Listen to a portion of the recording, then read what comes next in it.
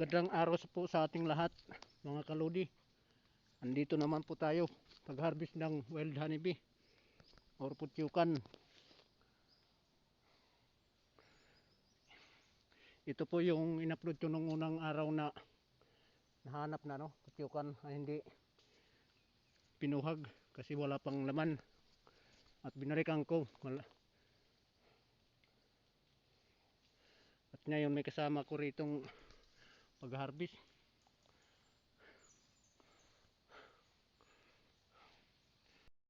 Mga lods, yung kahoy na bayang doon yun piyutan nagbahay sa taas, sobrang taas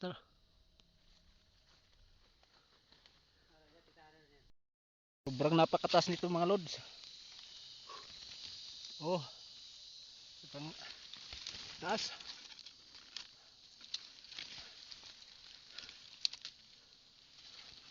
Pasukan na natin to lods yung pakyutan.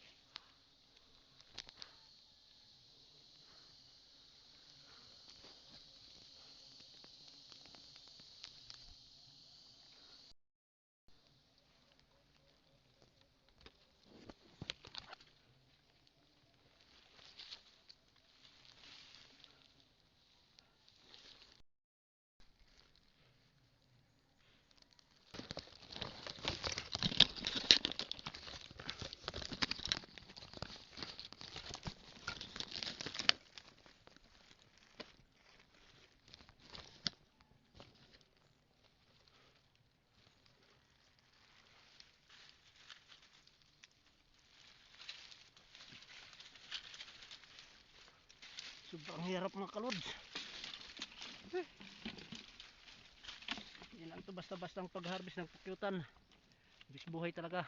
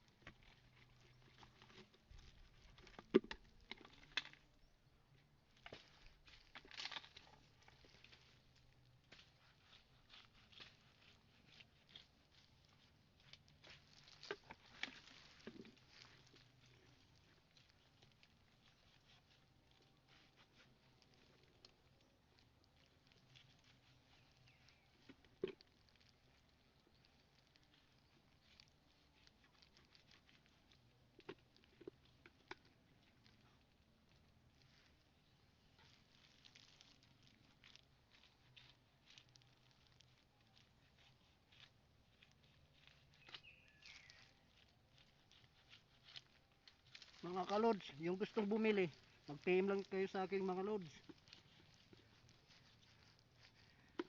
Bawat isang buti nito mga kalods, 500 po. Kasi hindi po madaling pagkuha ng pukyutan ng honey. Buwis buhay po lods. Tulad nito, nasa tuktok talaga ng puno ng bayang.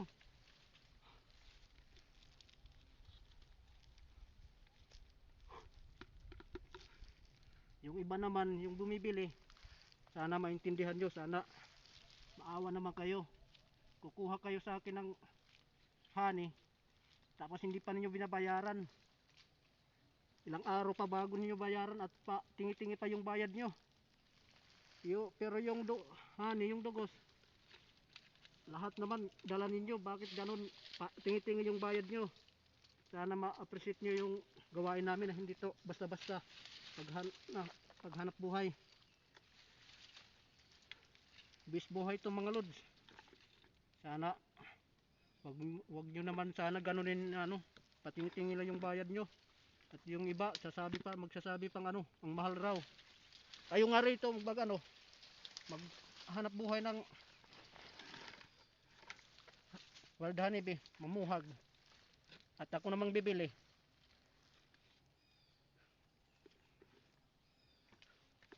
Hindi ito ganun ka dali kuha ng honey. Sobrang hirap.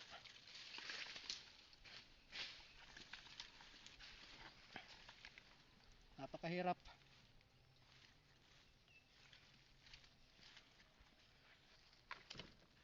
Agoy. Hindi ko maabot. Padods.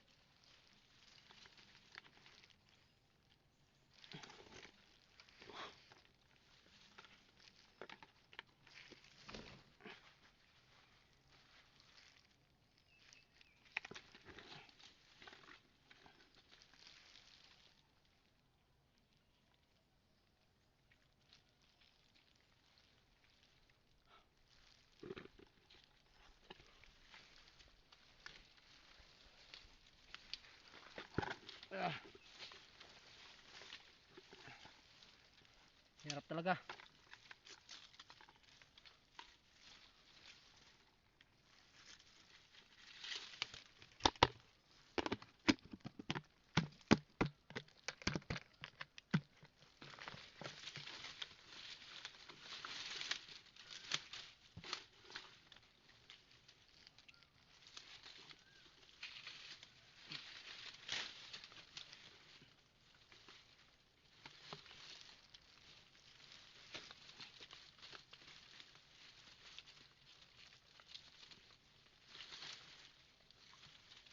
Nasa pinakatuktok po ito ng puno ng kahoy ng bayang.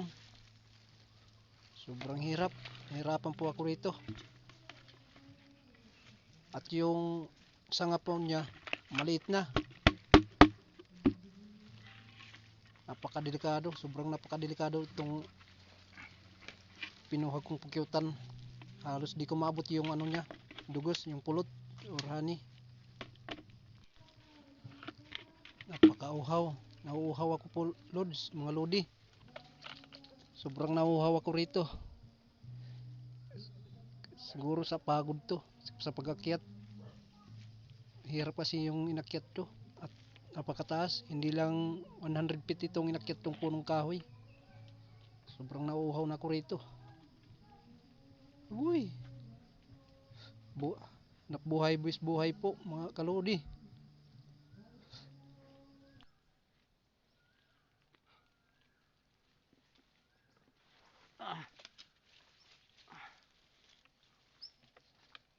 Mga lods, wala pa tong isang buwan. Pero yung honey, sobrang dami. Puno ang dalawa kong balde.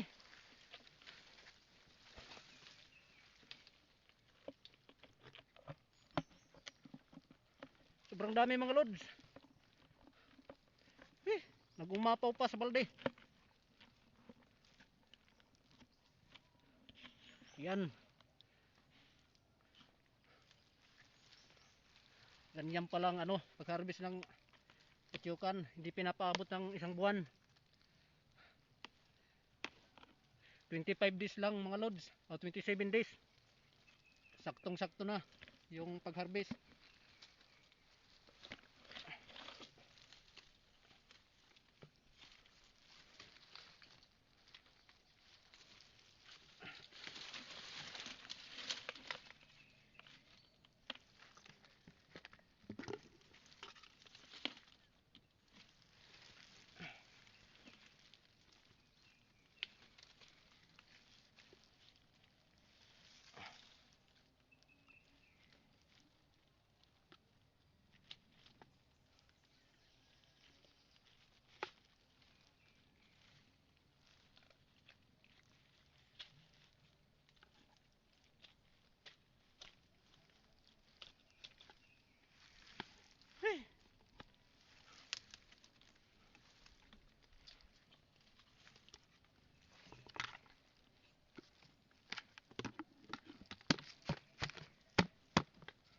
Thank you mga lods.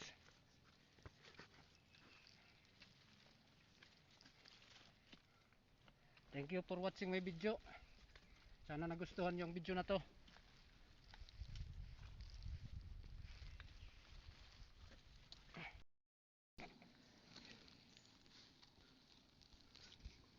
May dadi day notod nga balagon duha. Disting la pagbunlot yung dumirit sa mga day.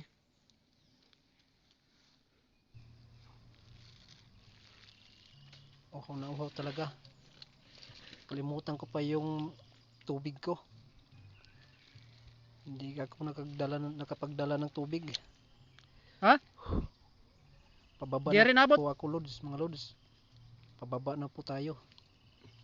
Sana gabayan po tayo ni Lord. Walang masamang mangyari sa akin. Sana makababa ako ng maayos. Thank you Lord.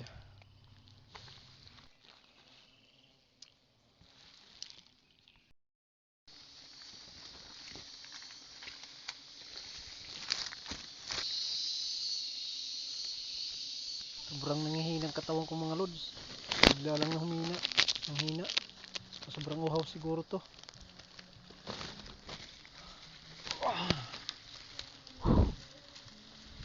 Ang hina talaga yung katawan ko. Parang mahimate ata ako rito. Pahinga muna ako dito sa puno ng sanga. Yung punong kahoy na to. Ang hina talaga yung katawan ko. Parang dito lang natin magtatapos yung buhay ko. Ayan mga lods.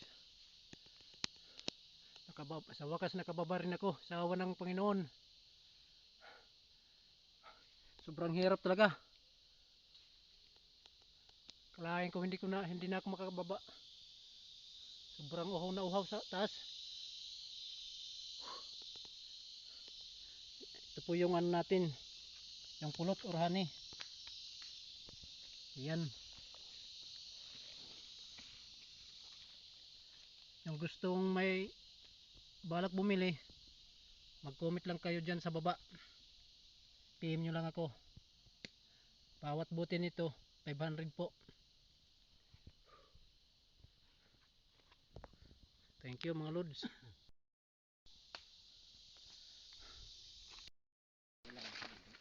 Kung may bala ako liwat. Pauwi na kami. Kawalan rin kami ng Panginoon. Walang masamang nangyari sa akin. Thank you.